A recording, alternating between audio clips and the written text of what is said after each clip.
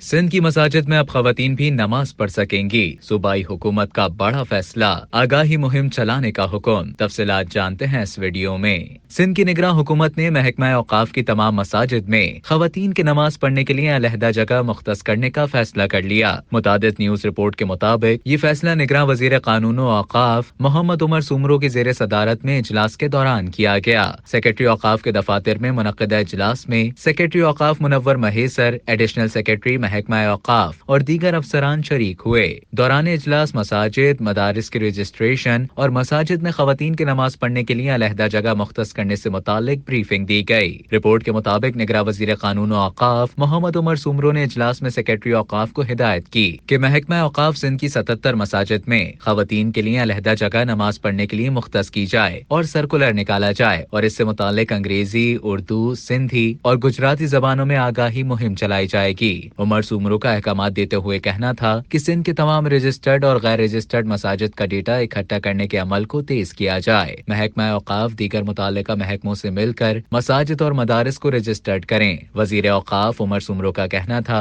कि महकमा औकाफ मजहबी उमूर तमाम स्टेक होल्डर्स के साथ मुशावरती अमल शुरू करे। उलमा इकराम से मुशावरत करके मदारिस में तकनीकी महारत के प्रोग्राम और IT कोर्सेज भी मुतारिफ करवाए जाएंगे।